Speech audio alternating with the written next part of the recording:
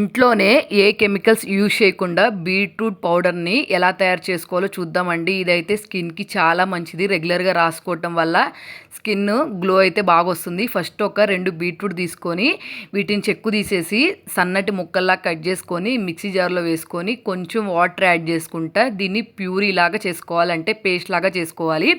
Next ఈ పేస్ట్ని మనం ఒక కాటన్ శారీ కానీ లేకపోతే కాటన్ బన్నీ కానీ యూజ్ చేసి ఈ పేస్ట్లో నుంచి గుజ్జు అంతా కిందకు వచ్చేటట్టు అయితే ఇలా వడకట్టేసుకోవాలి.